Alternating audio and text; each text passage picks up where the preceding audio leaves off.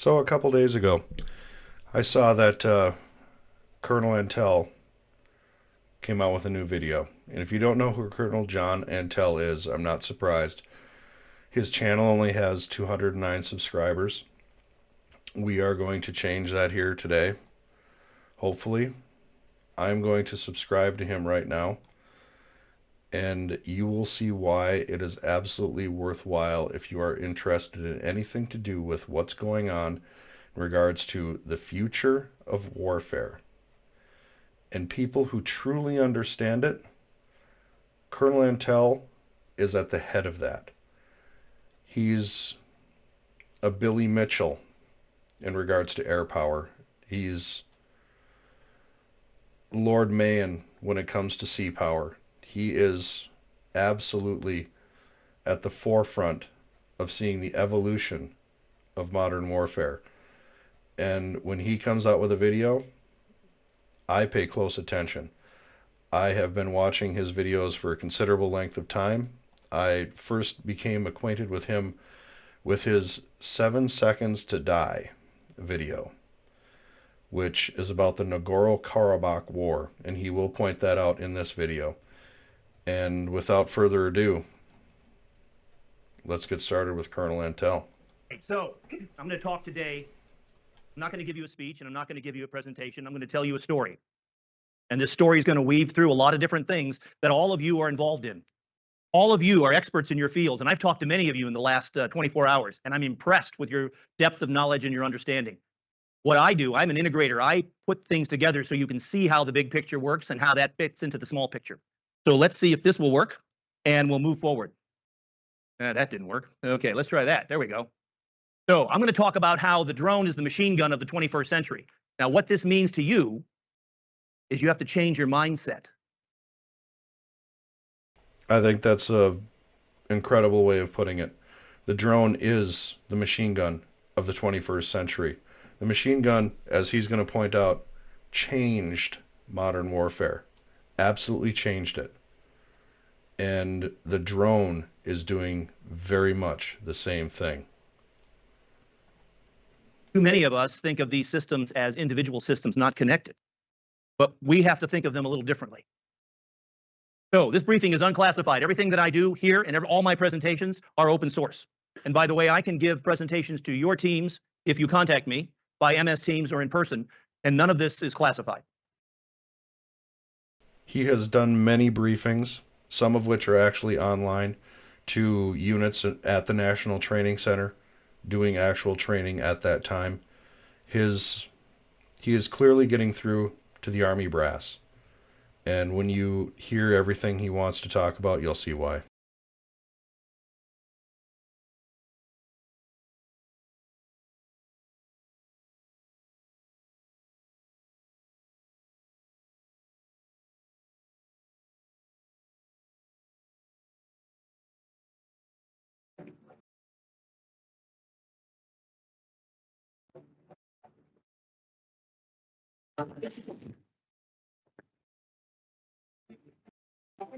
These are from his presentation, 7 Seconds to Die, about the Nagorno-Karabakh War. He's going to go a little bit more in depth post-video here.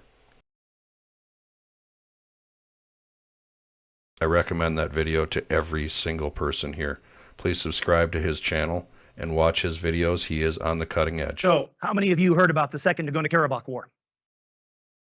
It's very good, sir. Thank you very much. Hope you enjoyed that book. My point in writing 7 Seconds to Die, which is the history of the Second Nagorno-Karabakh War, was to explain to people how we need to pay attention to this conflict. 44-day decisive victory, Azerbaijan against Armenia. Peer competitors, but Azerbaijan took some of their defense money and they bought some purchases of loitering munitions and of drones across the spectrum, and they were able to tip the scales in such a way that the fighting by Armenia didn't matter. Now imagine this, Armenia held the high ground for 26 years. 26 years they had put defensive positions in, barbed wire, minefields, trenches. And it didn't matter because the Azerbaijanis were able to tip the scales. Now the whole war was not won just by robotic systems, but it was the first war in history that was primarily won by robotic systems. And how come we don't know that? I briefed every general in the US Army on this about 2 years ago, and very few of them knew about this war. and very few had had a chance to study it in depth. And one of the reasons for that is because oftentimes we think certain things don't rise to the level of our need to understand. Our hubris can be pretty incredible sometimes, can't it?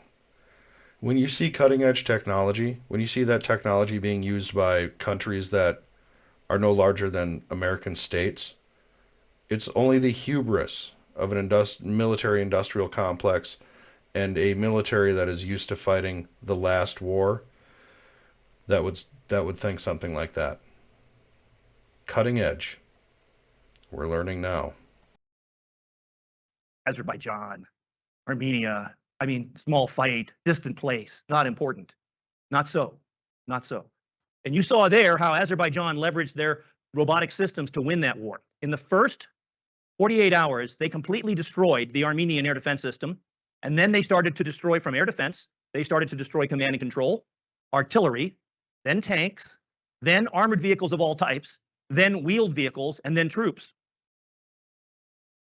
How many videos on this channel have I made that have used a couple of videos of individual FPV drones hunting down soldiers in Ukraine?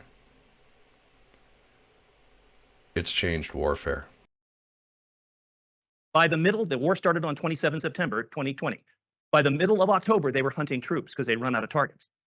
You know, they'd run out of command posts and artillery systems to destroy. So they were able to do a tremendous victory in 44 days. And it was because of their robotic systems. Now, they finally won the war with a very, very bold infiltration attack. And infiltration now is the method of war of the 21st century. And I can explain that later. But what we need to do is study these wars.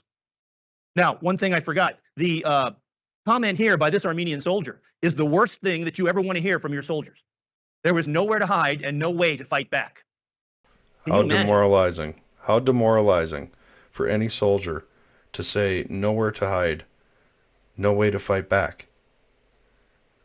How demoralizing is that if you don't even feel that you have a chance?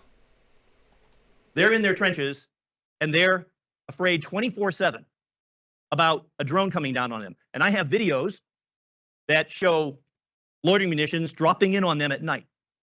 And someone is taking a video with their smartphone because they hear it diving like a Stuka dive bomber from World War II. The sound is tremendous and it's coming down and they don't know where it's going to hit and it lands nearby. So the fear that this caused was amazing. It paralyzed the Armenian army. I've actually seen the video he's discussing, and it does absolutely sound like a Stuka dive bomber. It is terrifying. And the fact that these are built by the thousands and soon to have AI. They've never recovered. Now, if I showed you this picture 10 years ago, you might think it was some science fiction story about an alien who'd come down from some other planet. But this is a FPV, first-person view drone operator in Ukraine. Warfare is changing. We need to change our mindset. Now, many of you are on board with this and understand how the mindset needs to change. All things are ready if our minds are so. So said Henry V. Well, Shakespeare, actually. But think about it. We have to think before we act. So our challenge right now is to fix our mindset, to understand what's going on. Now, I have studied war all my life. I study every day what's going on in the battles of the world. I spend hours looking at what's happening in Ukraine and what's going on in the Middle East, in the Red Sea, and other places. And from my study, I have come up with what I call 9 disruptors. I think these 9 disruptors are definitely an inclusion into the modern battlefield that people need to really consider and think about. As he goes through them, we'll kind of discuss a few of them. We won't discuss all, but some of them are literally the future of warfare, specifically one. Now, if you want to take a picture of this, you're welcome to. Can they do that? Okay, if you want to take a picture of these 9 disruptors, because this helps you change your mindset. These are not the principles of war, which many of you may understand, but these are things that are disrupting warfare today. Now, let me explain them to you very quickly. First, the transparent battle space. From space to the stratosphere, which is hugely important. By the way, dominating the stratosphere dominates the ground, dominates many domains, land, air, sea. And we don't have forces in the stratosphere yet. Forces in the stratosphere is something that we need to definitely move forward with. That is, the stratosphere is where we will end up placing a lot of our missile defense systems, in my opinion, because 65 to 80,000 feet, you'll absolutely be able to park or station long duration aircraft, things like that, with the ability to, over the horizon, attack incoming missiles with high energy weapons. This is not something I'm making up. DARPA has worked on this. The transparent battle space. He continues. We have some that can move there, but we don't have that. So that's interesting. But from the space to the stratosphere to the blue sky all the way down to the ground, we have sensors that cover the battle space. And if you want to find something, those sensors will find you. Now, you can do things to degrade the enemy sensors, but if they're not degraded and they have the capability to do so, they will see you. The Azerbaijanis had their own satellites. They had 2 Azur Sky satellites up during the war. Other nations have satellites. Almost every nation, modern nation on Earth, has some kind of a satellite. Many nations have a lot of military ISR, intelligence, surveillance, reconnaissance satellites. Sensors are everywhere. The drones that fly through the air, the MALE, the HALE, the small UAS, they see things in ways as you could never see them before. The video I showed you of the Second Nagorno-Karabakh War, that wasn't Hollywood. That was combat footage. Imagine the video from that drone that is taking pictures of those strikes. So there's a drone that's taking pictures of other drones striking. And what did they do with that video? They published it that night. They put it on social media to win the information war. And Armenian mothers and fathers were searching those videos to see if, in fact, their sons had been killed. Both sides in the Ukraine war currently do the same thing. They take these videos and they publish them. I mean, there's numerous channels. You can go to Military Summary Channel, you can go to Defense Politics Asia, both great channels. And they routinely show portions of this video that you're allowed to. And it's meant for the very reasons he's talking about. And those sensors are able to see you virtually anywhere. The Ukrainians and the Russians have become very innovative in ways of masking and camouflaging, something he's going to get into here very shortly. And it was demoralizing, absolutely demoralizing. So 5 domains we have to fight in: land, sea, air, space, and cyber, but also the info-war space, the electromagnetic spectrum. We have to think through all of these. Now, the transparent battle space changes everything. I mentioned earlier infiltration attack. The operational method of the 21st century is going to be infiltration. What? What are you talking about? Okay, so in 2023, the Ukrainians launched a counterattack against the Russians. And what happened? They attacked in the old way, as we trained them, and they died in the old way. It failed because the transparent battle space, the Russians could see where they were, and the Russians could move artillery and drones and sometimes aircraft and helicopters if necessary, although they stay behind the lines. And they used those to destroy the Ukrainians as they were massing. You cannot mass on the modern battle space without being seen. Now, what happened in August of this year? The Ukrainians invaded Russia. Oh my gosh. Think about it. We live in a world right now where Russia is being invaded. The Ukrainians invaded Russia. How were they able to do that? Well, that's something we should be studying, and I'm studying it in depth, and I'll tell you, it's amazing what they did. They were able to look at close at security cameras in the Kursk Oblast that people owned in their houses to see how many Russians were out there. They cyber hacked those so they could see them. They were able to mask their forces, and I'll talk about masking shortly, so that the Russians didn't know they were massing their forces for an attack. And they attacked with multiple brigades. So the infiltration attack can be done, but it has to be done very smartly. And of course, the Ukrainians didn't tell us they were going to do it. They didn't tell us they were going to do it. And as he's going to say, because we can't seem to keep secret. So our security and our intelligence is woefully lacking. Because they wanted to keep it a secret, and we can't seem to keep a secret. The next is the first strike advantage, and this is something you all need to be worried about. If you're a member of NATO, any of you are in part of a NATO country, or if you just happen to be up against a bully like, maybe some dictator with a big rocket force, which we have several of them in the world, the enemy is learning that you must strike first, with surprise, massively. This is a key note here. I hope you pay attention to this. The Russians attacked Ukraine in February 2022, and they struck 2,119 targets in their initial first strike, which lasted about 6 days. It wasn't enough. China watched this and said they didn't do it good enough. They didn't do it hard enough. They didn't do it with enough mass. They should have hit everything, but they didn't want to. The Russians thought that all they had to do was mess the hair up of their little cousins and the Ukrainians would fall in line. Well, that didn't happen. So the first strike is a huge problem. And why? It is worth noting why that didn't happen. They were very much willing to come to the table and negotiate, as we know from the Ukrainian foreign minister and Putin had both agreed in Istanbul to peace terms. It was already agreed. When Boris Johnson went to Ukraine, told Zelensky, fight on, we got your back. God's honest truth. Ukrainians said it themselves. I don't need to make this up. They chose to fight based on our pressure. Why is the first strike a huge problem? Anybody here from Estonia, Latvia, Lithuania? Okay, very good. American, British forces, NATO forces are there. How many of them live in underground bunkers? Oh yeah, they don't. They live in peacetime barracks. We are deployed in peacetime configuration all over the world. In Europe, in the Pacific, in the Middle East. Tower 22 this last year, a base, in Syria-Jordan border there, was hit and our soldiers were killed because they were sleeping in peacetime barracks in a combat zone. What are we thinking? Sleeping in peacetime barracks in a combat zone. That's not OPSEC. That's not base security in a war zone.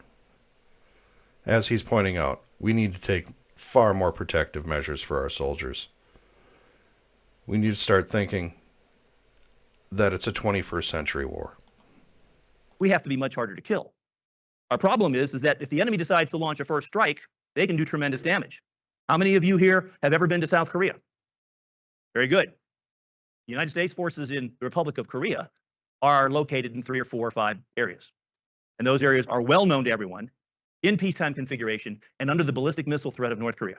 So at any one time, if they decide to launch, we don't have an iron dome over those folks. We don't have an iron dome over those folks. THAAD, Theater High Altitude Air Defense, is in Japan, not in Korea. It should be in Korea. Iron Dome should be in Korea. We make the components for Iron Dome for Israel. Iron Dome should be a standard defense for all of our ground forces worldwide. So think about it. We could lose 40% of our active duty force if the enemy did a first strike properly. Something to consider. Will they do it? That's another story. 40% in Korea is between 10 to 15,000 casualties. Should militaries prepare for this and be ready for it? Absolutely. Because after Pearl Harbor, you can't say, well, we just didn't know. You have to be able to prepare. The next is AI in the tempo of war. Artificial intelligence is changing everything in our lives, and it will continue to do so. Now, many of you, are thinking artificial intelligence like Terminator and artificial general intelligence. There's 3 types of AI. Artificial narrow intelligence, which is what we live with today. This is your smartphone, your computer, the stuff that we use in our drones. The next is artificial general intelligence, and that's when we get an artificial intelligence to work at the capacity of a human brain. Now, some people say ChatGPT and other things are getting close to that. Not so much yet. There's a lot of hype, and a lot of people want to make money off of this, so we have to be careful. But it's moving in that direction. I have a kid I used to have who absolutely uses ChatGPT for virtually everything. I think it's kind of sad because I don't think it exercises your mind at all. But that certainly isn't what he's referring to. Artificial general intelligence, the ability to be able to think like a human being, a machine. The next is artificial superintelligence, and that's when artificial general intelligence get together and make their own intelligence, and that's ASI. We're nowhere near that yet. We're still in the ANI, artificial narrow intelligence world. But it is having a tremendous difference in warfare, in business, in daily life. How many of you use a paper map to navigate your car from one point to the next? Right, nobody does anymore. In fact, I took one out the other day and my wife and I were laughing because we used to have to plan our trips with paper maps and she would help me navigate. Anybody remember those days? Okay, well, I'm an old guy, so I remember those days. I remember those days. I still carry an atlas in my car. Still to this day. I have a Rand McNally. It's not quite in date, but most interstate highways don't change too much. And right now, you don't have to do that. But what if you don't have GPS? What if you don't have that capability? AI is changing everything, but what that does is it speeds things up. So it speeds up your ability to get from point A to point B because you don't have to look at the map and memorize things and write things down, and you just get in the car and go. And you go and you show up, and sometimes you show up at the wrong place and you go, damn, what happened? You know, but you're usually at the right place because you put the wrong address in usually. So it speeds up things. The tempo of war is increased. That means human decision making gets harder. How do you make decisions when your OODA loop, observe, orient, decide, and act loop, is now in real time? You don't have days to make decisions like back in the 18th century. You don't have weeks to make, hours to make decisions like in World War II. You have to make decisions in real time. In real time. In real time. The one thing I can say is that the generation coming up is so used to playing high-intensity video games that real-time decision-making is becoming a little bit more ingrained into the thought processes of a lot of people. But it's still going to take a long time for that to be something that is down the ranks and ubiquitous among the forces. Because it has to come from the bottom up. It really does. The training cycles have to begin immediately from top down, middle down, all that. But the actual abilities are coming from the bottom up from a generation who's used to real-time, high stress, high input decision making, which is a blessing. Or you have to have foresight, the ability to solve problems in the short term and create solutions for the long run, and have enough foresight to give you time, to give you a time advantage. Tough thing to do. Foresight can be a gift.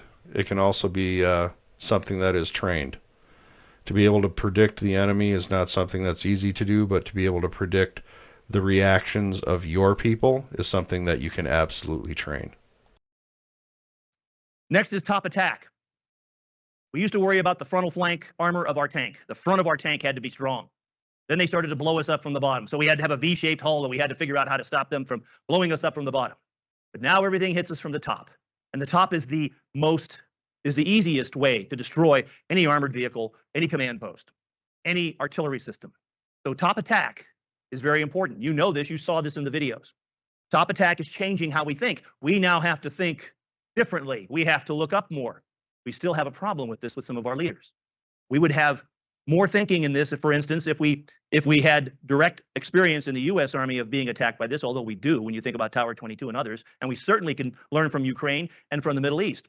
So it is a mindset we have to change. The next is fully autonomous. More and more weapon systems will move to full autonomy. I just want to touch on that top attack real quick. I have seen video after video after video of top attack in Ukraine. The Russians, the Ukrainians, both have found it to be the best method of attacking an armored vehicle of any sort, including tanks, except when you get them between the joint between the turret and the hull. Then they just pop. But top attack, the ability to drop a grenade in there, to have an armor-piercing warhead hit the top of one of these armored vehicles, it is an incredible sight. If you have not seen it, I don't recommend that you look it up because it is kind of sad to watch. Fully autonomous means that you cannot be jammed easily. Computer vision is part of that. You don't need GPS, but you add the artificial intelligence to the system so that it can attack targets according to its parameters that you gave it. So if you say, I want you to destroy artillery first or air defense first, and then artillery, and then armor, the system will do that because the artificial intelligence is trained to do that. The next is super swarm. Now, language is important. Definitions are important. Socrates said, you always got to have a quote from Socrates. Socrates said that all understanding starts with definition. All understanding starts with definition. How many times have you gone to a project or tried to do something and the idea was not defined, and you were working on something and someone else was working on something else, and you thought you were working on the same thing, but it wasn't? So start off with defining the issue. All understanding starts with definition. So Super swarm is very important. Right now, we have drones that work in groups, in gaggles, in packs, in swarms. Okay, maybe. Swarming is a tactic. Swarming is a tactic where you hit the enemy from multiple directions simultaneously if possible, or at least in real time as rapidly as you can. Any of you ever heard of George Armstrong Custer and the Gallant 7 Cavalry? I've actually studied that battle quite a bit. What he's going to describe here, he was indeed swarmed. And you could call it a native super swarm. It was incredible. If you haven't studied the battle itself, I highly recommend that you do. It's worth a look. The truth about it is quite something else. Maybe. Okay. They got swarmed at a place called the Little Bighorn by the Sioux and a bunch of other Indians. You don't want to be Custer. You do not want to be swarmed. But that's a tactic. A super swarm is different. And this is where we're moving. A super swarm is where you have a cloud of robotic systems. They can be ground and air. They can be also other systems that are not necessarily like small UAS and drones. They could be missiles with communications in them and precision guided systems that attack where you want. But you have a cloud of these, and they move from point A to point B to point C, and they destroy, according to their targeting parameters, everything underneath them. And they're operated by one human. He's going to cite here, and I know everyone here online has seen those wonderful drone shows. He's going to cite those here. Consider those wonderful drone shows, but consider them a lot less wonderfully, a lot bigger, and a lot more intelligent. That one human turns them on and directs them, and may turn them off. And they expend themselves until they're gone. Now, that is the ultimate breakthrough weapon for right now. Chinese are working on it. And every time you see one of those beautiful New Year's Eve or 4th of July, a small UAS, dragons in the sky. Why is it always dragons? It worries me. In the sky, you see that. Why is all that happening? That's part of what this is, although that's not yet a super swarm, but it is the beginning. It is the nascent beginning of how that works. So the super swarm will change warfare dramatically, and the first nation that is able to employ it, particularly with surprise in a first strike, would have a tremendous advantage, because after it's used, there are ways to knock things out. There's action, counteraction, but nonetheless, think about this. The first time tanks were used, they had a great effect, but nobody was ready to follow up. First time gas was used on the battlefield in World War I, they were able to have a great effect, but no one was ready for the success that they delivered, so they didn't know how to follow up. Super swarm. The next is a kill. And that, I think, is one of the biggest innovations that we're going to face on the modern battlefield is the super swarm of loitering munitions, FPV, high altitude, mid-range swarms of drones. When he says a cloud, it will literally visually be a cloud that you can see moving across the horizon. It will look like a swarm of locusts, and behind it will be a trail of destruction. It's very much Skynet, if you think about it. Very biblical in its Armageddon-like consequences. Web. Again, language is important. Definitions are important. We have in our military a thing called a kill chain. All of you should know what a kill chain is. Basically, I see a target, or an observer sees a target, a sensor sees a target, and that information is then relayed through a series of other people, other networked stations. They don't have to be people, they can be robots. And that then is passed to someone who says, yes, fire. Now that kill chain can take a long time, or it can take a shorter time. And we're working hard, for instance, in the US Army, to make our kill chains as fast as possible, but they're not in real time. You've been able to see that kill chain time become minutes in the conflict with the Ukrainians and Russians. Minutes. You've been able to see HIMARS react to tactical situations on the battlefield. You've been able to see Iskander respond to tactical situations on the battlefield. Not just hitting stationary targets, buildings, things like that. What you've seen is the kill chain, like he's talking about, get down to minutes. So you're able to literally target these systems within 5 minutes max, and have incoming weaponry on it. It's incredible. The time of identification to impact is becoming, like he said, almost real time. Now, the interesting thing about a drone that senses and strikes is that it can be in real time. A drone can sense, say, enemy tank, and then attack. And so that can happen in real time. Now, the kill web is different than the kill chain. The kill web is an AI-enabled kill chain. So imagine a simple metaphor. You have an Excel spreadsheet. How many of you love to play with Excel? I don't want to talk with you. Okay, no, it's okay. Excel's good. I'm just kidding. So imagine if you have a column on the left that shows all of the targets that the sensors see. So the sensors see 100 targets, and you have the exact precision location of those 100 targets. Now, the enemy may have more that are masked or hidden somehow, but nonetheless, you have 100 targets that are seen in one column. In the next column, you have all of the systems that can strike those targets and destroy those targets, and it is synchronized in real time. So you never have one in column B that can't destroy one in column A. That is not out of, they're all in range and they're all capable. So if you're going to destroy a truck, maybe you use a switchblade, 300. If you're going to destroy a tank, maybe you use a 600. But the thing is that the kill web will do that automatically. And then the next column is simply, how do you want to execute? And this gets close to the, I did a video a while back called Intercontinental Warfare Begins, where it becomes simply Excel spreadsheets commanded to AI drones tens of hundreds, maybe thousands of miles or kilometers away. Comes in at 9 to 5. Maybe he does it from the privacy of his office in his home, where suddenly it's an Excel spreadsheet sent to an AI set of drones that you just simply push the button. Skynet, anyone? You want to execute simultaneously? Imagine that. You want to execute one every 10 seconds? You want to execute one every day? You want to get close to this? You see what the Israelis are doing in the Middle East. The Israelis are getting close to a kill web. Now, we're working on it, and so are the Chinese. The Russians say they are too, but they're kind of busy. So the next is visualize the battle space. The Russians are using the current battle space to enact their kill web, like I just got done pointing out. The time keeps getting shorter and shorter. The Ukrainians are doing the exact same thing. This is not a technological advance that the Russians are doing exclusively in that war.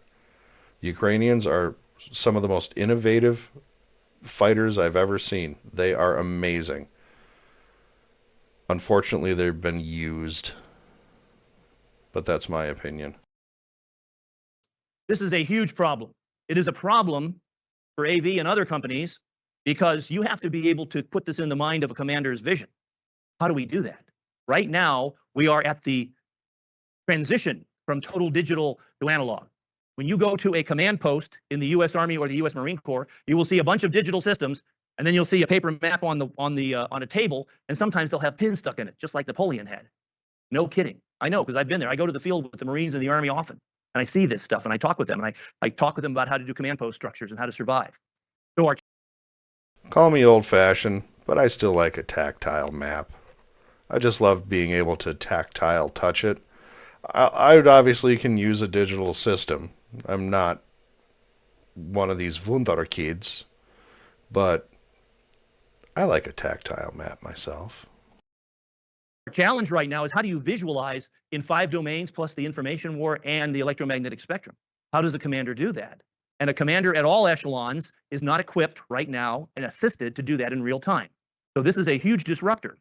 If we solve this problem, we have a huge victory. Imagine putting all the systems together where you could actually see how they work. Plus, you cannot do multi-domain maneuver, cross-domain maneuver, unless you can visualize in those domains. So how do you see in cyber? What do you need to see in cyber? At what echelon?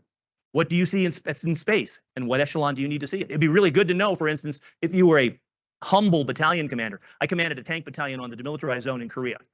It was a task force that consisted of almost 1,800 soldiers. I had artillery attached to me, air defense, tanks, and we were going to break through the enemy lines. And we had thought through how we're going to do all this. Imagine if you're a humble battalion commander, how do you see all this in your mind's eye? How do you project all that information that's going on at the front and the rear so that you know how to make the right decisions? And how do you do cross-domain maneuver when you have to think about when's the cyber window, when's the space window? For instance, what if you didn't have a period of time where space assets could give you information and you knew that? That would be valuable to know. Now, we're pretty blessed in the US military that we usually have space assets that will give us information all the time.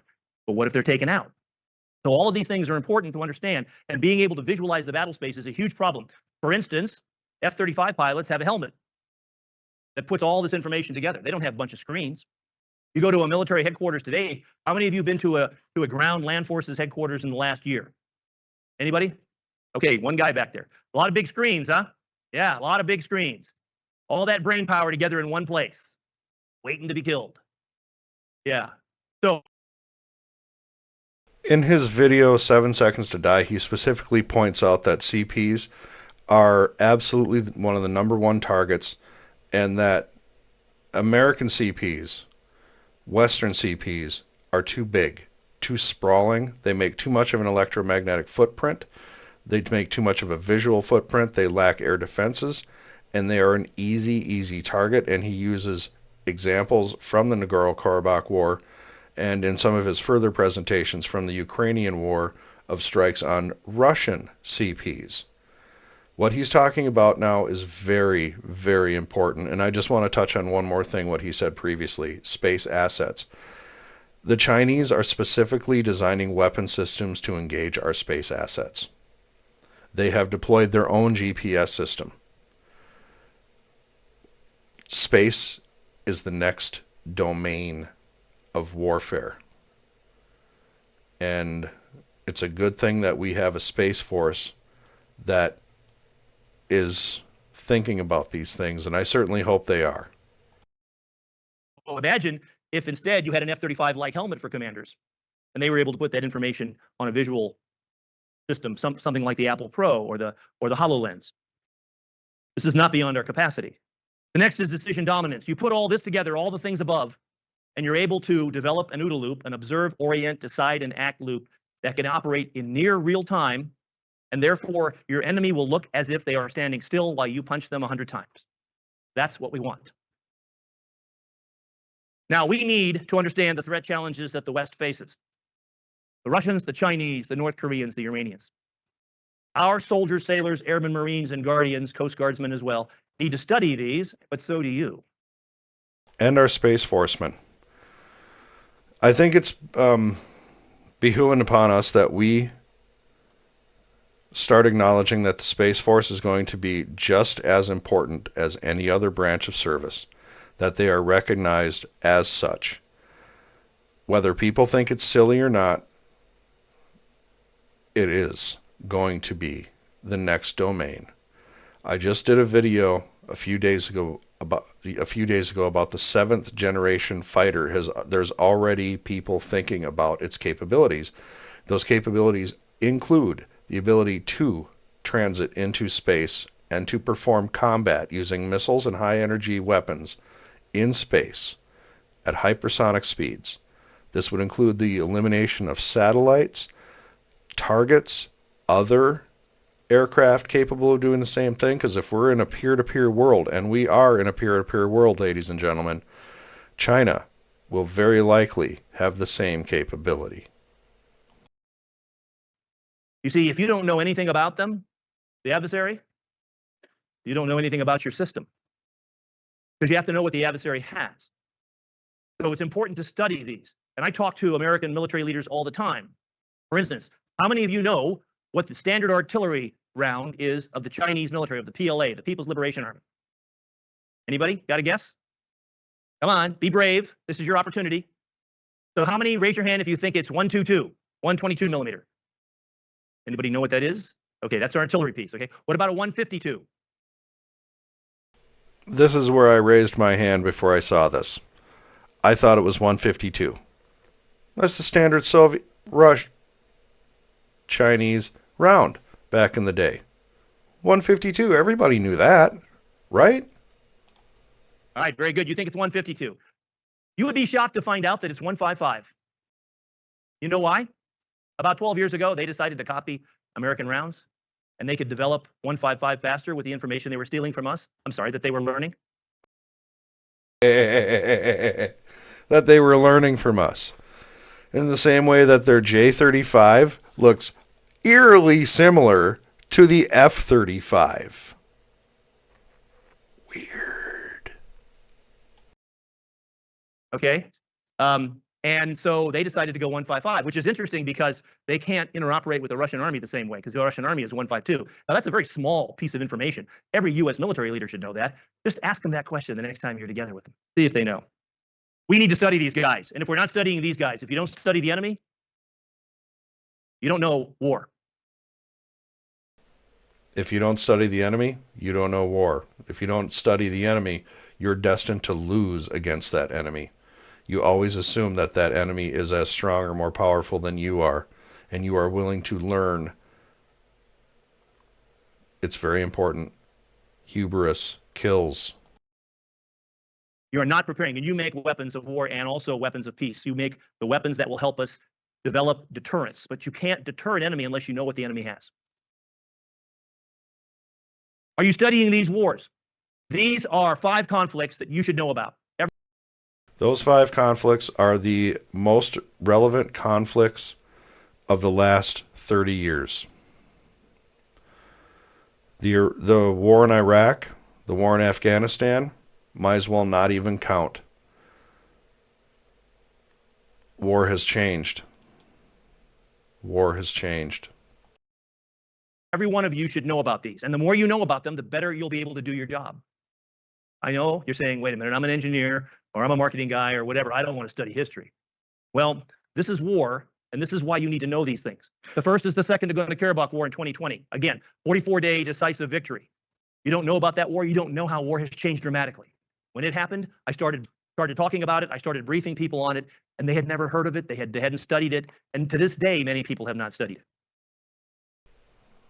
I have to admit that I did know about that war, and it was shortly after his very first video about it came out 3 years ago at the Fort Sill Fires Conference. As you can see here, 7 Seconds to Die.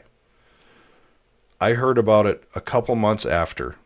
Now, obviously, I wasn't doing any content at that time, but I did hear about it, and I heard about it from him. And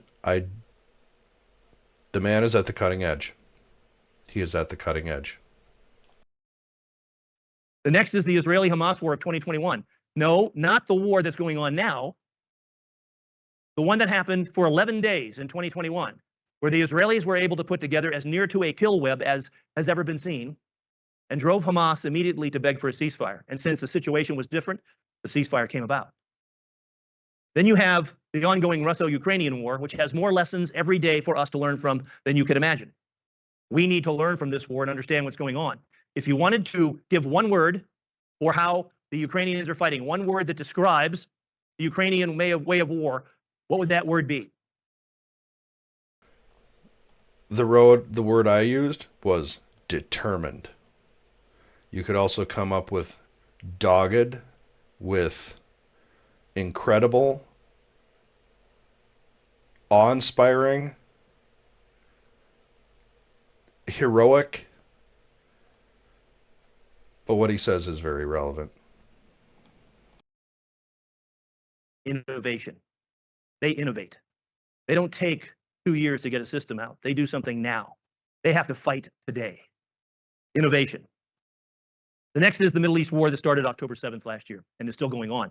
And that war has some tremendous lessons for us because the Israeli Defense Forces are putting together, as close as we can see anywhere in the world, what I call multi-domain operations combined arms.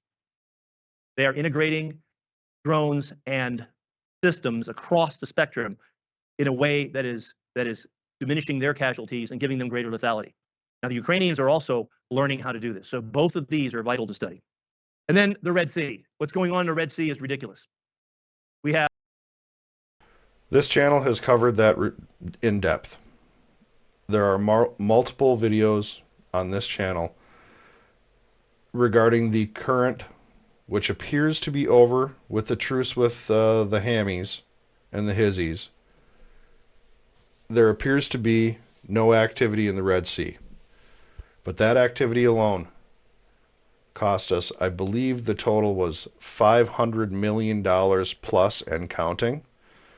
And from the latest report, I said 200 missiles.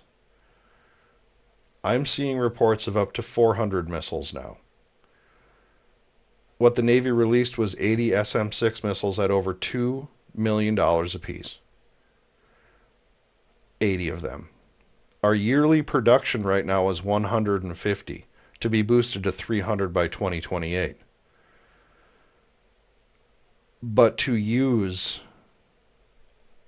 almost a half a year's production in a battle against the Houthis makes you cringe at what would happen in a peer-to-peer struggle with China, who can literally dump hundreds, if not thousands, of missiles at you.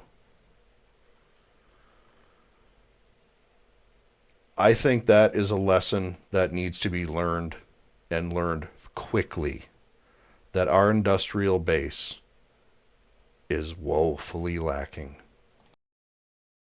Have a proxy of Iran that has stopped 13% of the transfer of commerce in the world, and we're allowing it to happen. I don't think it'll last much longer. I think you're going to see that conflict end pretty quick. But that is really important, because what have we been doing for the last year or so? We have an archer who's shooting arrows at us, and we're batting down the arrows. We're not attacking the archer. We'll eventually batting down those arrows at a cost of almost $500 million, and a large percentage of our very valuable SM-6 missiles. The SM-6 is one of our primary anti-ballistic missile systems. And to expend it on such an adversary does not seem worthwhile to me. an arrow is going to get through and sink one of our ships, because it's the law of averages. And they get smarter every time they do it. So we need to study that conflict and learn from it. Now, I want you to understand this concept, because it is crucial to what you do and how you make things, because it is basically a new principle of war. Now, this new principle of war is as or more important, I think more important, than the super swarm hypothesis that he is coming up with, which will become reality. It's just hypothetical at this point. That's why I use that term. Masking is absolutely going to be and is becoming the most important thing for the survival, long-term survival of any and all ground forces. I am going to let him get into it, because this is vital and must be a lesson learned by the United States military. get all up in action here. And when I say principles of war to the military guys, they go, "You can't change the principles of war." And I go, "Okay, what if I added one?" "You can't add the principles of war." I say, "Okay, let's just consider this then." All right, because the principles of war can change and have changed over the years, but somehow we think they're immutable, and that's not true. Now, here we go. Masking. Masking is so important. It is not the Russian maskirovka. Nobody? Okay. Maskirovka is a Russian idea, which basically is camouflage and hiding. But this Maskirovka is a little bit more on the strategic side. There's political Maskirovka and there's military Maskirovka. The political Maskirovka is the dissemination of false information, as is military Maskirovka, but that also more involves the dissemination of false intelligence when it comes to the situation of armies, divisions, brigades, regiments. This is where your rubber tank comes into play. This is where your rubber aircraft on the fake airfield comes into play. That's what you would call your military Maskirovka. So that's more what he's talking about there. Masking is very, very different, and I want to make sure that those are clarified. is more than this. Masking, we need to embrace the full spectrum, multi-domain effort to deceive enemy sensors and disrupt enemy targeting. So you want to see offense and defense with drones? Deceive their sensors. How many of your drones deceive their enemy sensors? Now you say, we don't know what sensors they have. Yes, you do if you know your enemy. They have not unlimited stuff. No one has unlimited. Everyone has a finite number of things. Now, they might surprise you. They might have things that are hidden, but some of it's known. So deceive those sensors. And if you can deceive those sensors, then they can't target you as well. That's where we need to go. And then disrupt their targeting. Figure out a way so that if they do come in, they miss. They're 15 meters, 100 meters off. Because when you do it, you deflect them. There are systems out there that have tried to do this over the years. The Russians in particular were developing some.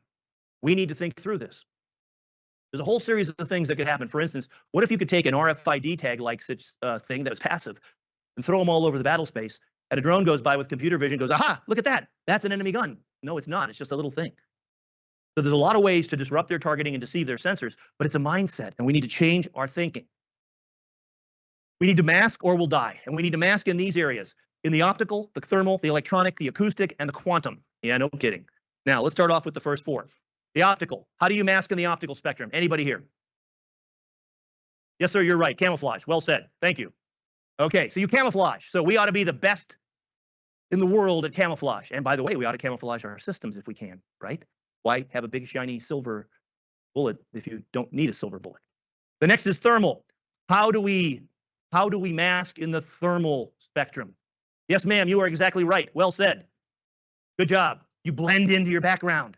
So you figure out a way that your heat is a little bit lower or higher, and it blends into the background. And there are certain times during the day when that happens almost automatically, early in the morning, late at night, thermal wave, changeover. Understanding all this can help you mask in the thermal spectrum. There's been innovations in physical camouflage materials that mask the thermal image of individuals, vehicles, and buildings. I've seen numerous videos coming out of Ukraine of Russian and Ukrainian vehicles that are using this thermal camouflage. It's an optical and thermal camouflage. The camouflage is obviously the color of the background and everything else, but is also a thermal camouflage designed to reduce the heat signature of the vehicle. It's pretty innovative. The next is electronic. Yes, sir, you did it. Exactly right. Electronic. That's right, you. You didn't know it. Yep, you're still looking at me like you didn't answer me. You did. Okay, electronic. The electronic way. This is an electronic picture. This is a picture of who is speaking on the radio. The highest level of electronic transmission is in red. If you are the enemy commander and you have long-range precision fires, where do you send your missiles and your drones? Against the red. Because that's where you'll kill all the commanders and their command posts. This was a picture of an Armored Brigade combat team at the National Training Center, Fort Irwin, California, not far from here. It's a great place. You ought to visit it. I spent several years of my life there. I was the Op 4 commander, the Red Team Top Gun commander, if you will, of the enemy. Which I think is one of the origins of why he is an out-of-the-box thinker, being that he was the Op 4 commander, that he was always trying to think of newer and more innovative ways to push the people that would come on there for training at the National Training Center. And this is why you need somebody like him, an out-of-the-box thinker who looks at the future of warfare, sees it for what it is, and wants to think and have a little bit of forethought going forward. This is why I find this to be such a vital video. That's why it's going to be long, and I don't care. It's my channel. I like it. This is the kind of thing that I am into. So I was the Russian commander fighting all of our forces all the time at the NTC. It was like Valhalla. You fight every day, and you fight with lasers, but you never die. You come back and fight again. But it was... He got to actually respawn with real stuff. How cool. Great training. You learn a lot. But this is at the National Training Center, a picture of an American brigade, and this is where their most level of transmission was, and that's where the enemy would attack. And then acoustic. Acoustic sensors on drones can be very powerful. They're passive. And with an acoustic sensor, you can hear the crack of the guns. You can hear the sound of the cannon, the launch of a missile, the flight of an aircraft, and you can then find out its location by triangulating on that with several drones or different systems. So passive. And by the way, the Ukrainians are using acoustic sensors on 6-foot poles around some of their most important targets spread out for miles, so that when the Shahed 136 Russian drones come in that were made in Iran, when they come in, they hear them with the acoustic sensors, pass that information with complete flight data on direction, speed, and everything else, altitude, and then they set up their anti-aircraft guns to shoot them down. I remember back in the day, you would see these old photographs from the 1920s and 30s. I mean, maybe even in World War I, of people listening to these giant megaphones as acoustic sensors, listening for the sound of aircraft. And to think that that has actually come back around, but in electronic and digital form, using the internet and AI to measure all those things you just mentioned. History doesn't repeat, but it sure the hell rhymes. Acoustic sensors are very inexpensive compared to other high-speed, low-drag sensors that you might think of. And then lastly, quantum. Now, quantum is exquisite right now. The Chinese are using quantum sensors to find U.S. stealth aircraft. Did you hear that? The Chinese are using quantum systems to find U.S. stealth aircraft. I don't know if they stole that from us. But a lot of power, special systems, not too many, hard to do right now. 10 years from now, I'm not so sure. We may have a battle space that could be actually seeded with quantum snowflakes. At the rate of innovation today, the way technology is evolving, do you think there's any way that it's going to take 10 years for quantum computing to be as integrated into the modern battle space as what he's thinking? And I think he knows that. He certainly isn't taking it for granted. The colonel would not do that. But I think at the pace of innovation, we're talking 6 years, tops. That's just because the pace of innovation is so incredible. Imagine a whole set battle space where everything that moves or has heat or has vibration or electronics gives its position away to these quantum sensors. So masking is crucial. We need to understand it, and you can't build a system if you don't consider it.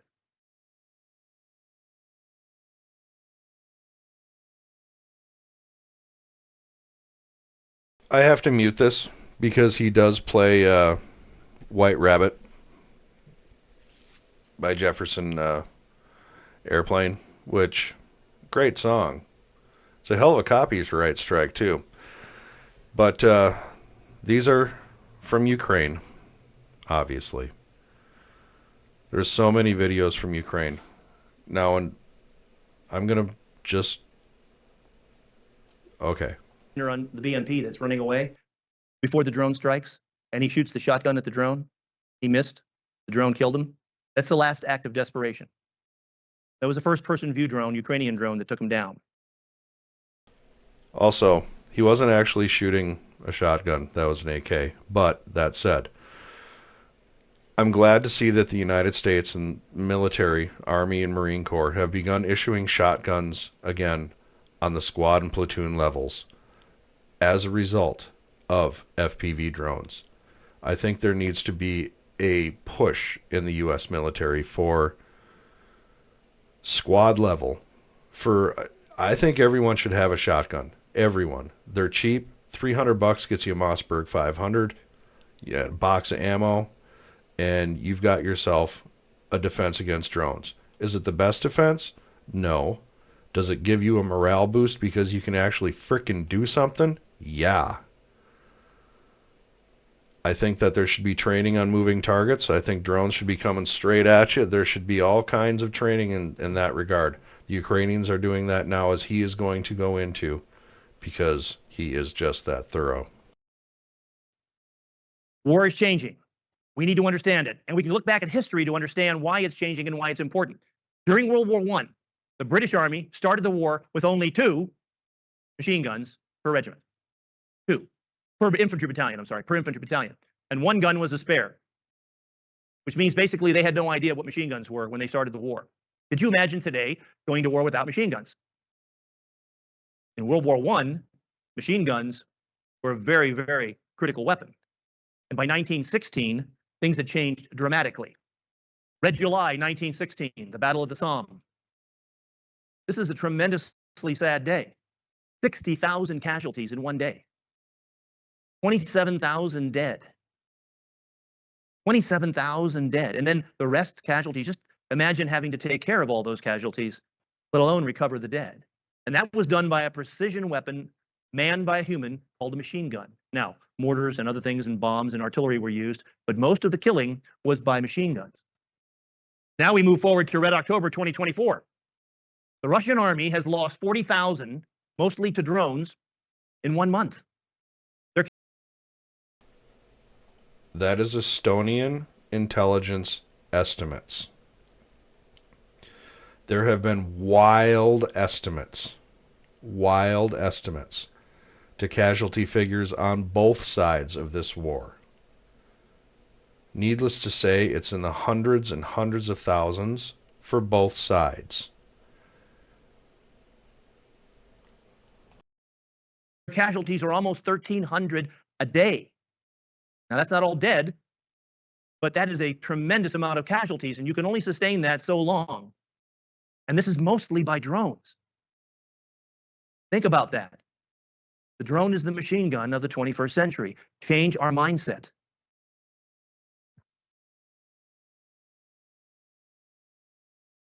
Today, Ukrainian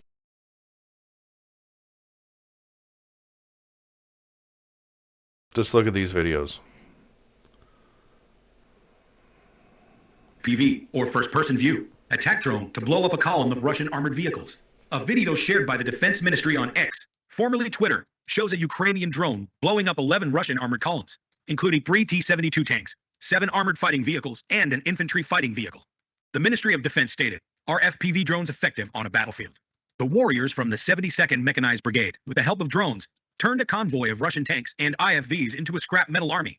The attack took place near the settlement of Novomikhailivka, in Ukraine's Donetsk region, which Russia has been trying to seize since October. Cameras mounted on the attack drone and drones flying above it captured the attack. The convoy maneuvered close to front lines along eastern Ukraine and became vulnerable to rapid and well-targeted artillery fire and drone strikes. Russia can make 100 tanks a month, thus allowing it to maintain its offensive efforts at the same level despite suffering heavy losses. Think about the cost of a tank versus the cost of an FPV drone. Think about that. Think about the cost of a tank versus the cost of an FPV drone. An FPV drone is less than $1,000. Less than $1,000. I believe, let me just look it up here right real quick. Cost of Abrams tank. Cost of an Abrams tank can top over $10 million per unit. Pretty substantial. So what kind of drones do we have out there right now in war? We have ISR drones, intelligence, surveillance, and reconnaissance, needed because you must see the enemy and you take videos of all these other things. This helps with the transparent battle space.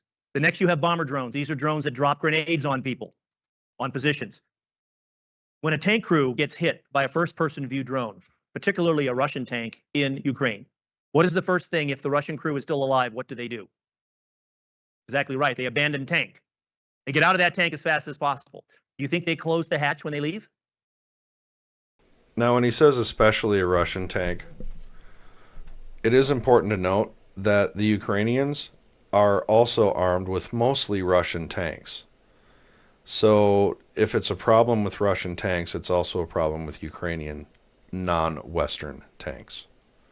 There's a great percentage of Western tanks in Ukraine, yes, but the greater percentage are former Soviet. So they would suffer the same problem. I just wanted to point that out. No, they don't close the hatch. They run. Everybody goes as fast as you can. So the troops are gone. The crew is gone. If there's any that left, that any survived. But then that tank is sitting out there, and maybe it's smoldering, but it's not destroyed. And if you recover a tank, you can fix it. But you take an FPV bomber drone and you go right over the top of it and you drop that grenade right into the hatch, and it sets off all the ammunition inside, and that tank cannot be fixed after that. Which in World War II was one of the issues with actually being able to legitimately count German tank losses, is that if they were able to recover their tank, they would not consider it lost. So what he's talking about is very important, because as the Russians take ground, they come across all these vehicles, and you'd hope that they're all burnt out and not able to be recovered and reused. You clean up the battlefield with these things. Absolutely amazing tactic. The next is the first-person view drone. One of the most accurate killers right now in Ukraine is the first-person view drone. Why? Because the first-person view drone is controlled by a human mind. One mine, one drone. At $500 to $1,000 a piece, made in quantities of thousands. And he's about to go through the numbers, and they are staggering. The numbers of FPV drones used in this war is staggering. You're going to be blown away by the numbers, as I was. The next are loitering munitions, very important. They will become absolutely decisive, and the better they get, the more decisive they'll become. They can hover over an area for a long period of time and give you a saturation over time so that the enemy is denied those areas. The next is unmanned combat aerial vehicles of all types, UCAVs. You may remember back in the Second Nagorno-Karabakh War, and even the beginning of the Ukrainian invasion, about the Bayraktar TB2. You know, a very effective Turkish drone that was not that expensive, that flew but had missiles on its wings. The TB3, the Turkish TB3 is now being adapted for naval use on their new drone carrier. It's an amphibious assault carrier that was destined at one point to have F-35s until that was rejected by, I believe, the Trump administration. So they turned their amphibious assault carrier into an amphibious assault drone carrier with a naval adaptation of the TB3, which is an incredibly capable drone system. Be sure to watch 7 seconds before you... What is that again? Let's bring it up. I'm not going to get it wrong. 7 seconds to die. Be sure to watch that. And when you do, you will see the effectiveness of those drones. And they are something else. Turkey is at the cutting edge of drone technology. So it's a robotic airplane that shoots missiles. And this was very effective because it was able to get far deep into enemy territory and then shoot those missiles very accurately. So we have many different types of drones. Now, the democratization of these drones, in other words, the fact that anybody can get them now, including terrorists and assassins, cheap and attritable, changes almost everything. I think it's also worth noting that what he just said, including assassins, back in the late 2010s, there was an attempt on Maduro in Venezuela that utilized drones. The assassins proved to be from Colombia, but what they did is they strapped explosives to drones, and those drones were intercepted prior to their hitting their target. But assassinations is absolutely one of these things. I do remember that happening. Sometimes things don't go quite down the memory hole. And it changes warfare. If we think it doesn't, we are not thinking. We are not looking at what's happening in the world and at war right now. And what that takes, for instance, like with an FPV drone or a bomber drone like this illustration shows, is goggles, you know, the ability to control it. One guy is controlling it, so he is the mind of the drone, and the other guy is looking at the overall situation on a tablet, and he may, in addition, have a drone sensor. How many of you here ever heard of the Sukhorok? Okay, you all need to know about it, and you all need to get one. I'll talk. He goes into that Sukhorov later, and it is an amazing piece of technology that needs to be on the shoulder of every single United States serviceman yesterday. Yesterday. It has to become standard equipment for every single serviceman. Talk about it a little bit later. Now, this is Darwin. Darwin is one of the best drone operators in the Ukrainian army. Okay, he's in Aerozvidka, which is the Ukrainian drone corps. Now, the Ukrainians were very smart in creating a drone corps because no matter what anyone tells you, millennials or others cannot pick up a drone and operate it perfectly immediately. It takes training. Imagine the training it takes to operate a drone at night, in smoke, through a forest, in a built-up area, while the enemy's trying to jam you and they're shooting at you. Now, Darwin, he comes to work around 1700, 5 p.m., gets into a bunker. He has 60 drones that his team will put out for him one at a time. And out of those 60 drones, he might get 16 to 20 hits, and the rest are wasted. The rest are lost. Now, we don't see a lot of the videos of the drones that fail. That's not a good video. They only show you the videos of the ones that succeed. But this guy gets 16 to 20 hits a night. Плюс. Мені позвонили даром. I'm going to mute that background music. I want to make sure that nothing happens in regards to that kind of thing. But as you can see, he clearly knows his job. Cost of the ROI of a first-person view drone against 16 tanks. Now, a year ago, the Ukrainians said they were using 10,000 drones a month. That means they were expending 10,000 small UAS a month. How many drone operators does that mean? Not 10,000, but a lot. How many drone operators do we have in the U.S. military? How many drone operators do we have in the U.S. military? The number is growing from a very, very small number, and that number needs to expand dramatically quickly, because as he's going to go into here, it takes a lot of time to become an experienced drone operator. It's not just something you can just do. How many drone operators do we have in the UK military? In units, in infantry battalions, in infantry brigades, in armored brigades? Think about that. Not enough? Hardly any, which is the sad part. Now, today, it's 50K per month. 50,000 drones a month. 50,000 drones a month. 600,000 drones a year. 600,000 drones a year. Reportedly, the Russians use 1.5 million artillery shells a year. So when he says that drones are the machine gun of modern war, he is so right. So frighteningly correct. That's what they're expending. And that's just an average. So right now, with the massive Russian attacks, they're probably expending more. And they're not going to tell us the exact number right now. Now, some of these drones are big like this one. This drone, for instance, can drop an anti-tank mine, which is a pretty powerful piece of kit. You drop that on a tank and it'll blow it up. Or you go down a road and you lay them on the road behind enemy lines. And when the enemy begins to move, they don't know there's a minefield there because there wasn't one there yesterday. And they're moving in the dark, because if they don't move in the dark, they get killed because they're trying to hide the sensors. So everything's moving in the dark now. You move in the day, you're just waiting to be killed. You got to be harder to kill. So you go at night. Drones are the future. This is a drone war, really. Это рабочая лошадка этой войны. This is the workforce of this war. When one soldier sitting 2 kilometers away flies one drone into the sky, it performs the function of a whole reconnaissance company. Our present for us.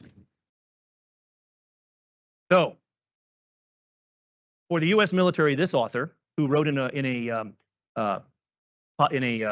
popular military site called War in the Rocks in March of this year, said the adoption of the machine gun in World War I is an apt analogy for the integration of small unmanned aerial systems in the U.S. military. As with the adoption of the machine gun, failure of vision, traditionalism, and bureaucratic resistance are leading to insufficient numbers and delayed force modernization. That is almost an indictment. That's almost an indictment, because American lives are on the line.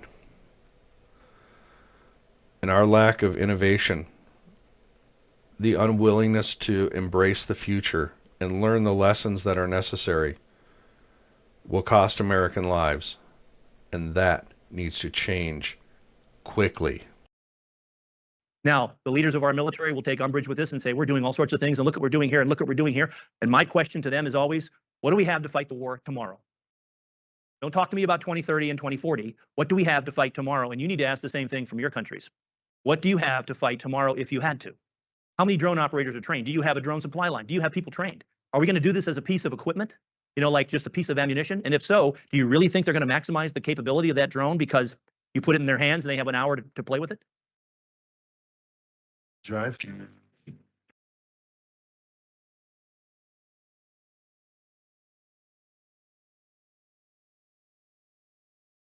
So the Russians are moving toward motorcycle messengers because they're being eavesdropped on by the Ukrainians.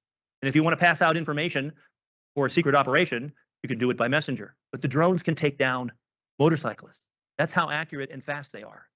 But he never knew it was coming. So President Zelensky says that Ukraine will now produce 4 million drones a year, and they're making this in a cottage industry in Ukraine. They're building them in homes, in small little household factories. Kind of amazing. And some of these are printed with 3D printing. Printed with 3D printing. Innovative. Technologically innovative. You're able to do this on a small scale and yet large scale.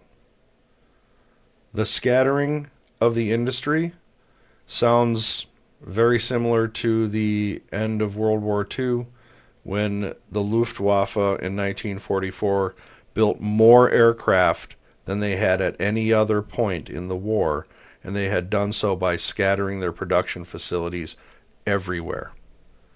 4 million drones in 1 year is the production rate of shells for the Russian military in 1 year. Not the expenditure rate, the production rate. That's amazing. And the United States needs to be taking advantage of our ability to do the exact same thing with a generation of people who have the intuitive know-how due to their, frankly, hours of gaming and doing live, real-time thinking and decision-making. One Ukrainian soldier said this, and it's worth reading. He said, "There is a difference in war now. In 2022, similar to 2014, you would finish military education, become a Marine, super muscular, bench pressing 200 kilograms, a cool guy that no one compared to. But nowadays, this cool guy walks through the trench, and an 18, 19-year-old kid who grew up playing Counter-Strike and Need for Speed is piloting an FPV drone and takes out the Marine. And that's it." And I've seen so many videos doing that exact same thing, of trench fighting in the mud, in the muck.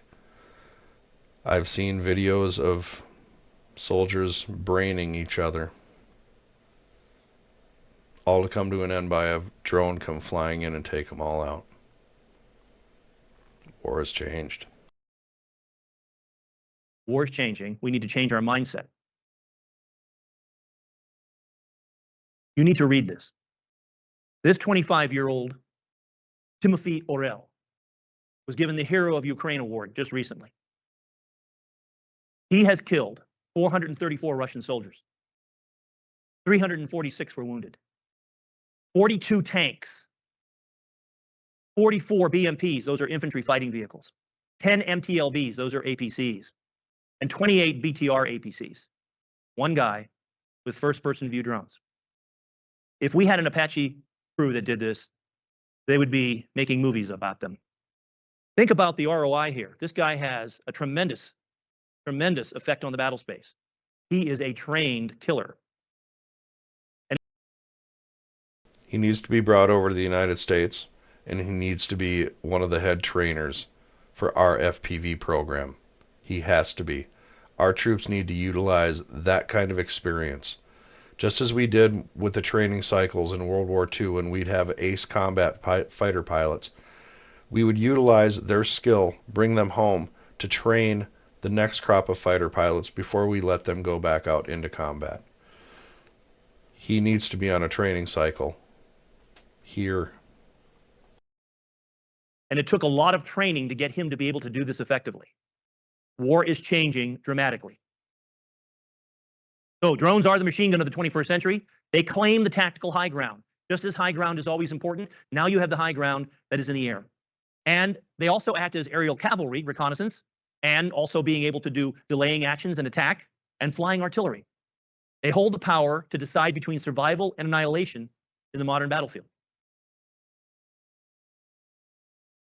This, say Ukrainian military analysts, is the world's first recorded strike on a Russian helicopter by drone. It happened, they say, near Kursk in western Russia, as Ukrainian ground forces made a surprise attack across the border. Up to now, this sort of precise targeting would have been very difficult and easily countered by jamming the drone's GPS signal. But the war in Ukraine is rapidly accelerating drone technology.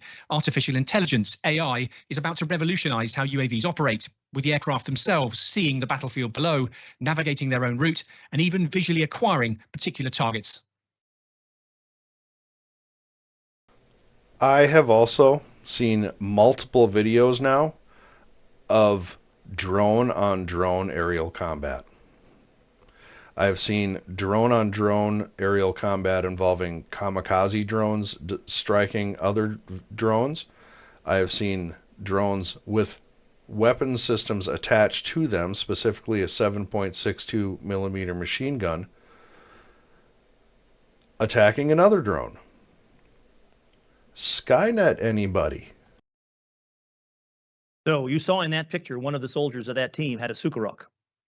This is a very inexpensive device. It is a passive receiver that is set to drone frequencies. And it warns you with an audio alert that drones are overhead. Why don't Standard kit. This type of thing needs to be standard equipment for all U.S. soldiers. Perhaps this, along with acoustic detection. all of our soldiers have these? Why don't we have these with some of our systems? If you're going to deploy drones, you are in fact the biggest target for the enemy because they want to hunt you down and kill you before you launch your drones. You should have something like this. Now, this is just one device. The Ukrainians made it. It's also worth noting that drone operators are the #1 target in the Ukraine war. The #1 target by both sides. And there are multiple videos, not tales, videos of drone operators deleted on the battlefield. Not taken prisoner, even when they surrender. They're just deleted. That's how much fear, anger, and loathing they have for drone operators because of the impersonal nature and yet very personal nature of it. It doesn't cost a lot. It's passive. We learned when somebody's back is up against the wall, they come up with a lot of creative solutions. And if they don't have a lot of money, like Ukraine doesn't, they can figure it out. Speaking at the 2024 Air and Space Forces Association Symposium, General James Hecker, who works in NATO Air Command, detailed what the US is learning from the war in Ukraine and how it will change warfare going into the future. We give them some exquisite weapons, some things that are pretty expensive, but that's not going to do it alone. And I think we're finding that out as well as the United States Air Force, that we just can't concentrate on the exquisite because we don't have enough money to buy all the exquisite stuff that we need. So we have to also bring some low-end stuff. The war in Ukraine is entering its third year, and Europe's second biggest country is short of manpower and ammunition. And according to Ukraine's Minister for Digital Transformation, Mikhailo Fedorov, in certain areas of the front, FPV, or first-person view drones, are destroying more targets than artillery. Something I pointed out by talking about the artillery expenditure and now the drone expenditure. Because of the inherent inaccuracy of standard artillery, you're not going to destroy as many targets as you are with something that is guided, although you do have, what did he say, 16 out of 60 drones. What is that, almost a 30% hit rate? It's probably a lot better than standard artillery. Отлично, есть. These are the drones where the operator wears goggles and then flies them like a kamikaze into the target. So the unarmed drone would first find it, and then they would send up the fast racer to go and actually strike it. So here are some key questions for you.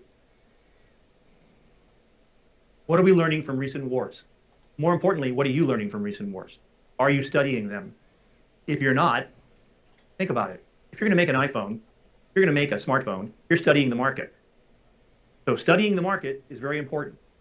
Understanding wars, you're going to develop drones for military use, very important. I would say what I've learned, specifically me, is that we don't currently have the production means to sustain a peer-to-peer conflict. And that if we don't drastically change our mindset, we never will. Next, when will we embrace drone warfare in our doctrine? Ask this of any military force that you have. Where's our drone doctrine? What do we do if we're attacked by drones? How do we use drones in the offense? I don't want a technical manual on how to use a drone. I want to know how it's used in units, platoons, companies, battalions, how it's used on ships, how it's used to defend airfields. Where's the doctrine being written? By the way, it doesn't cost very much to write doctrine. It takes thinking and some dedicated people. But if you don't have that first, if you don't start thinking through how to use them, and you just get a bunch of tools, you'll end up with a whole bunch of stuff. You won't know how to use it. Which is why I think this video is so important, because this man is out thinking outside the box, and this is exactly what we need to be doing. He sees the future technology for what it is, and he knows that it's vitally important for the United States to be at the forefront of that technology and how to defend against it. And to have somebody like this, thinking like this, hopefully is being taken as seriously as he should be, because this is a very serious matter that he is approaching from a very thoughtful and well-constructed point of view. And you can do most of this in very active and credible red teaming exercises. And I teach people red teaming all the time. If you ever want to talk to me about how you could red team this, just come see me. The next, do we have a mindset and the TTP? TTP stands for tactics, techniques, and procedures. So, for instance, if you think about it, if you're a command post, battalion or brigade size command post, and you get attacked by drones, what is your battle drill? Now you say, that's not my job, that's the Army's job. But think about it, that impacts your equipment on how they're going to do things. What is their battle drill? You'll find they don't have one. This is very dangerous. This is very sad. Thinking needs to happen. The next, how will we integrate drones into our training and formations? Do we need a drone corps in the U.S. Army? Yes, yes, yes, yes, yes, yes, yes. We need a drone corps in the U.S. Army, in the U.S. Marine Corps, in the U.S. Air Force, and the U.S. Navy. Every force needs a drone corps. They need to have multiple drone corps specializing in and cross-training. You can't just specialize. You got to cross-train these guys. Cross-training in all of these systems. Do we need at least a military occupational specialty that says you're a drone operator? And we have some, but we're not using them for small UAS quite the way that the Ukrainians are. So there's a lot of lessons to be learned from both Ukraine and the Israeli Defense Forces. How will we address drones as ammunition? Will we address drones as ammunition or create a drone corps? Basically building on what I just said. In other words, what should we do to get the human factor aligned behind the weapon system? When we had the machine gun, we just didn't throw machine guns out to people and say, use them. You say, well, that's easy. Machine guns are simple to use. If you never saw a machine gun before in World War I, you didn't know how to use it, and you certainly didn't know how to use it tactically. So it's really important to train people. The human operator is still vital. When will we develop multi-domain operation combined arms? Bots before boots ought to be your war cry. Robots before humans. If that's the case, when military formations do live fire training, they have a platoon exercise, a battalion exercise, a company exercise. Why aren't the targets being seen by drones first? And then information relayed to them in real time. Where's the integration between drones and our forces? That should be happening right now. And we can do this even if we don't have the drones. I recently watched a video of the Ukrainians using a drone to first probe a Russian trench that had been under severe fire and they had abandoned. And it had actually captured a Russian, I think it was an RPK machine gun, and brought it back to their lines. It was an interesting video. But he's right. Bots before boots. We could fake it, but at least it would be part of our mindset. But we need to figure out how to actually have the drones give real-time information to a tank crew before they engage an enemy tank that is off beyond the hill. When will we develop a mass drone super swarm? If we do, that will become a war winner. At least it will become a decisive weapon at the opening of a war. And then lastly, what can you do? I tell my listeners all the time, don't tell me what you can't do. Tell me what you can do. Now, the super swarm is coming of age. We're starting to see larger and larger drone swarms being used in the Russo-Ukrainian war. And if it doesn't end relatively soon, we will actually probably see what will be classified as a super swarm, but not in the first strike way that he was describing. Now, I've written a couple of books about this. I suggest that you check them out. 7 Seconds to Die is about the Second Nagorno-Karabakh War. His video presentation regarding the 7 Seconds to Die is an absolute must to watch. I've seen it multiple times. He's also done many briefings, like I said previously, to the National Training Center, and I think he's out ahead of the curve. That's why we're watching this video, because he is ahead of the curve.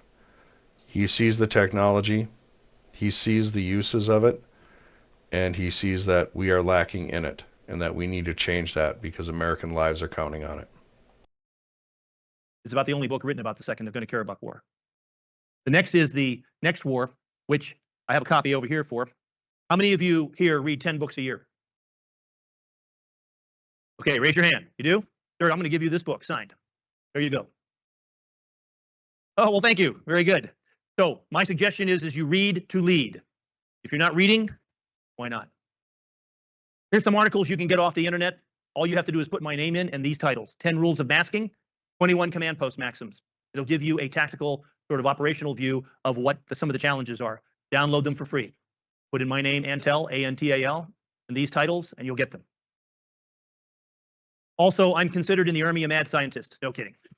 They have a thing called the Mad Scientist, and I do these podcasts for them every now and then. I'm not in the Army anymore. I'm retired. I'm always in the Army, but I'm just retired. I'm not under their pay is what I'm saying. But what I do is I do this for free, and I do this because I want them to think, and this one in particular was a worst case scenario that everyone should think about. So I have just been told that I am not only out of time, but they're going to yank me off. So I've talked to you for a while about how we need to change our mindset. Remember this: we do not rise to the level of our expectations. We fall to the level of our training. And our training level in some of these areas in our military forces is extremely low. So we have a lot of work to do, and you are part of the solution. So thank you very much for listening. You've been very kind in listening to me, and I appreciate that. And I'll be happy to take any questions if we have any time left. If not, I'll do it after the presentation. Thank you. Thank you, Colonel Antal. I felt it was important to bring this to everybody's attention. Let me bring this video up. There I am. I felt it was important to bring this to your attention. I've watched his work now for quite a while. He is on the cutting edge of the evolution of warfare. He sees it for what it is. He's using all of today's information and technology for the betterment of our forces, for American lives. So, I know this is a long one, but I do want to thank you for sticking around if you did. And if you did, I hope you consider liking and subscribing. And I want to thank you very much.